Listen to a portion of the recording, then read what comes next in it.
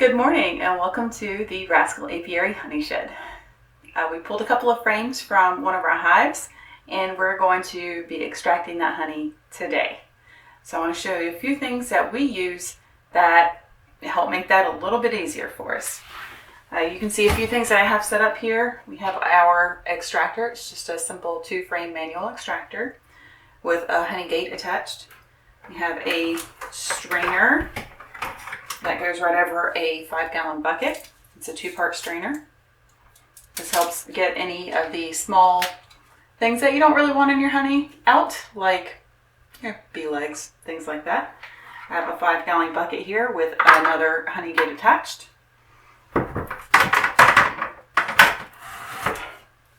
I have a comb capper. This just is basically a frame rest. It makes it easy to slice off the cappings from the honey frames.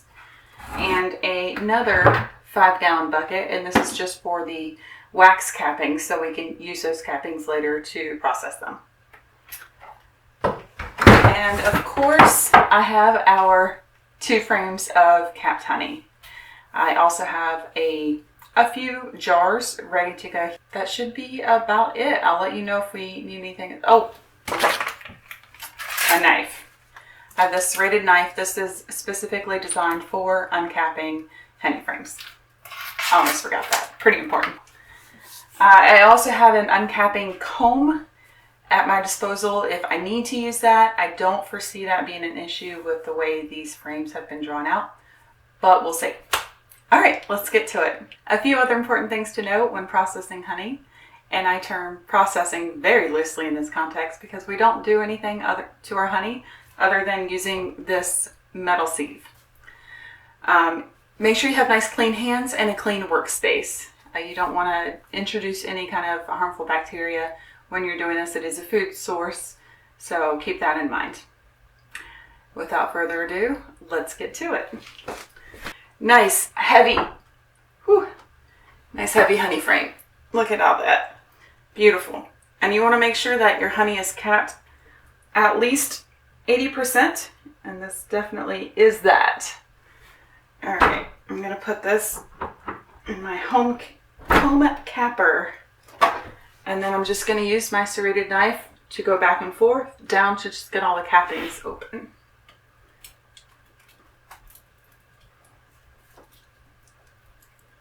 You want to try and stay as close to the top of the honey as you can, because you don't want to waste any of it. And the one benefit to the extracted honey, as opposed to comb honey, which we also do at our apiary, is that you can put the wax frames straight back into the hive, and the bees will clean it up and refill it with more honey. It is a little bit of a time-consuming process, but I think it's well worth it.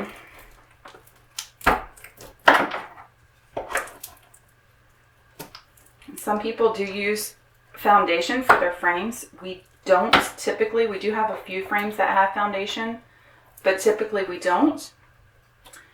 And I know there's some concern with using foundationless frames in an extractor. And I can tell you from personal experience, we haven't had any issues. As long as you're using a hand extractor, you don't have to worry about the speed at which the frames are spinning. So we haven't had any problems.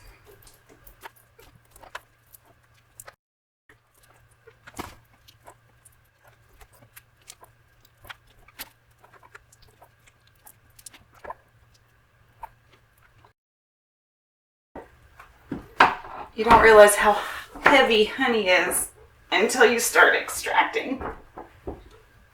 Or really lifting your honey supers. That's the first clue right there. God,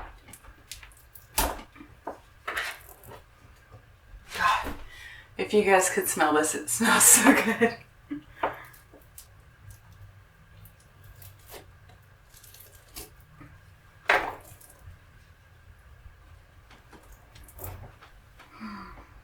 Okay, I think I got all the cappings now. So I'm going to go ahead and stick this straight into my extractor while I get the other frame ready.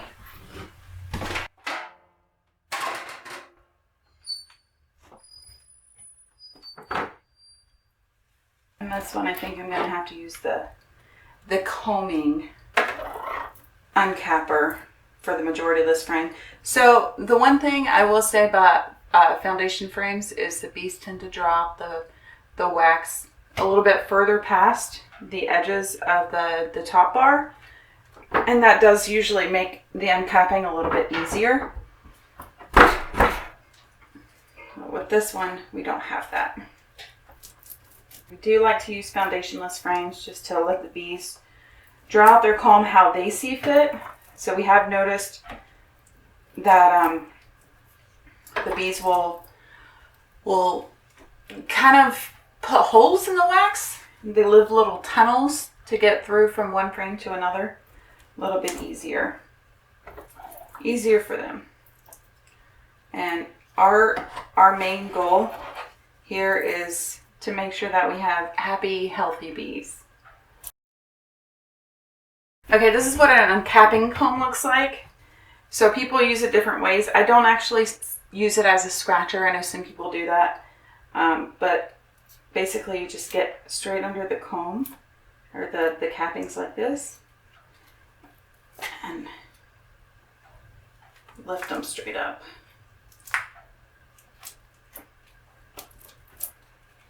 Again, a little more process, a little more time consuming, but the end results are worth it, trust me.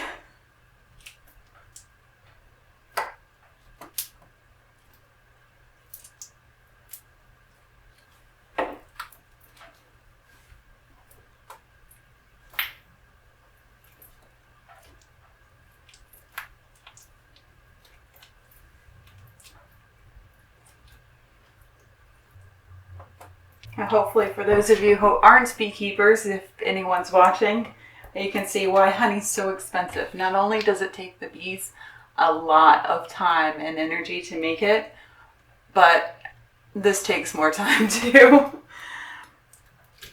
We're not commercial beekeepers by any means, so we don't have fancy extraction tools and equipment to make, do all of our uncapping for us. So it's all by hand.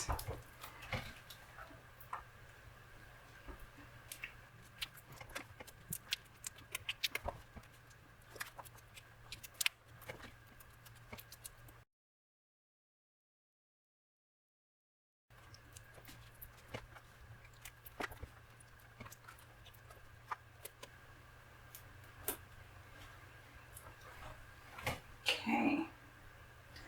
Alright, I think I have it all. I don't see any real extra spots that I missed. So I'm going to go ahead and stick this in the extractor too, and we'll start spinning. Let me get this out of the way.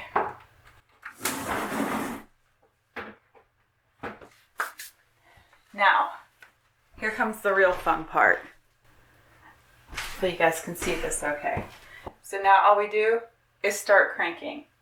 And I'm going to leave the honey gate closed down here until I'm done spinning the honey out, and then we'll open up the gate and let it start straining.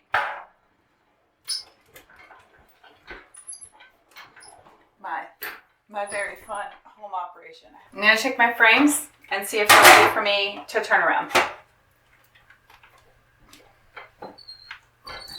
Oh, definitely not. Okay, that's fine.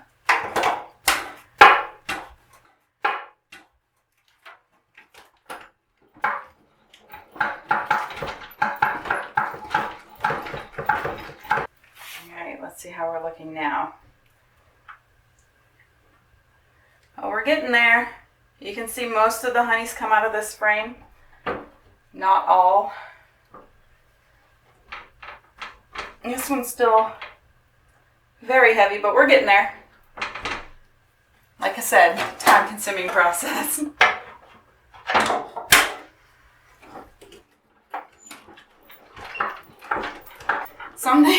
Something else I should mention. This is good to do on a nice warm day, and sadly it's not as warm today. It's only in the 60s. That one is looking good. Let's check this one again. We're still getting there.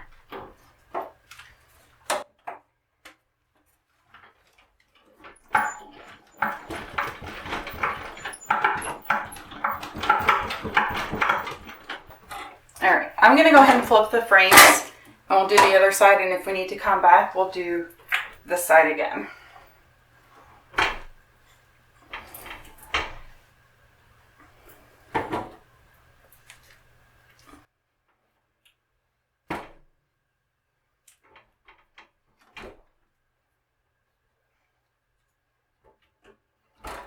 I haven't had this many problems with this extractor bouncing around as much as I am today. I might have to find a way to strap it down next time.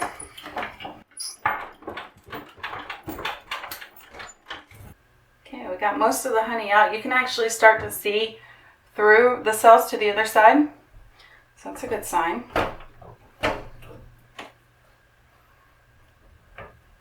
Alright, this one's getting there too, but definitely not there yet.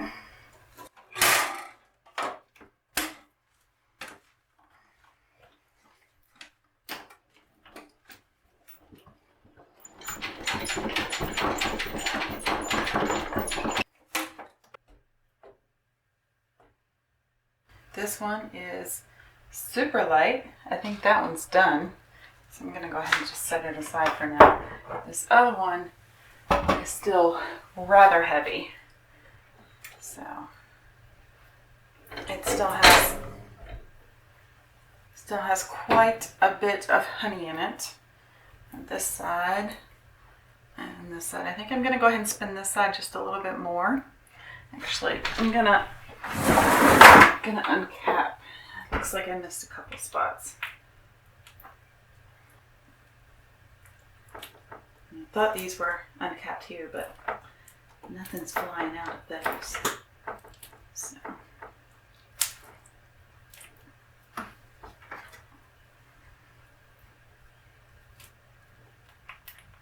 Alright, let's try that again.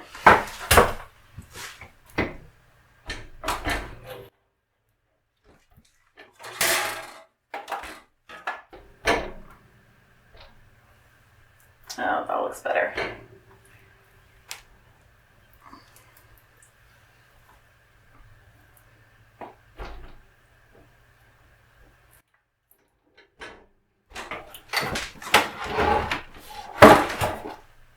My extractor is about to fall off on my stand.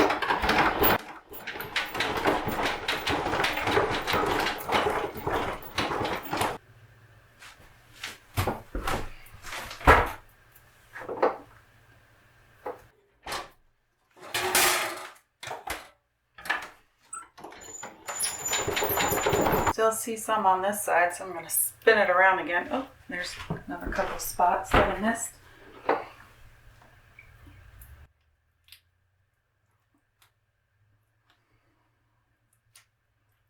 Much lighter now. Okay, here we go. Got most of it, and what's left, the bees will take themselves. They'll clean up those frames. And they'll clean up the honey out of the frames, and then they'll fix the wax from where I uncapped it, and then they'll refill with nectar, process it down to make honey. All right, let's open the honey gate. So there's some wing nuts here. Just open that and make sure your stringer's underneath. Just a little bit. There we go.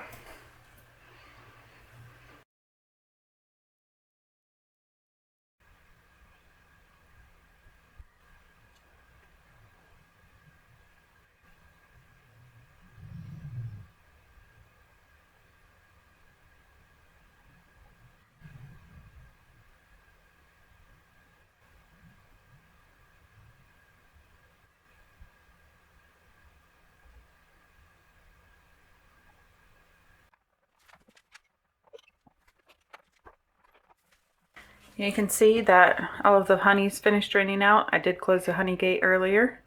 You can see some of the wax, and I don't actually see any real bee parts in there, but you can take the top of the half a strainer. You can see there's a little bit more in there. Not a ton. It still looks like just some smaller wax particles, but that's it. That's all we do to strain our honey. And I'll get this out of the way, and I'll put this bucket up where I have my extractor now, and we can start bottling. Okay, I've got a couple of bottles ready. I've got one here, one here. I've got several more behind me, but this nice thing about this bucket with the honey gate on it is I can close it off if I need to. If I need to go run and get some more bottles. I don't think I'll need to, but that's where we're at.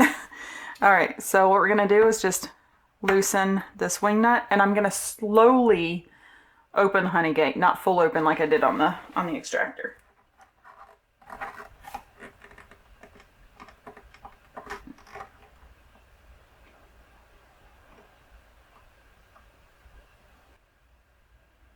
And a couple of things that I do is I keep the bottle tilted just a little bit so the honey will actually hit the neck of the bottle before it goes down into the body.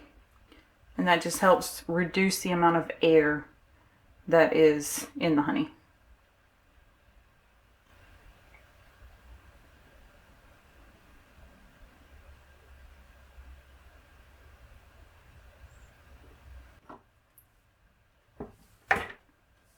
Okay, and you can see I closed off the honey gate, but I'm going to keep the other bottle under just in case there's any drips. There shouldn't be, but there's our honey. Nice and bottled. I'll go ahead and put the cap on that.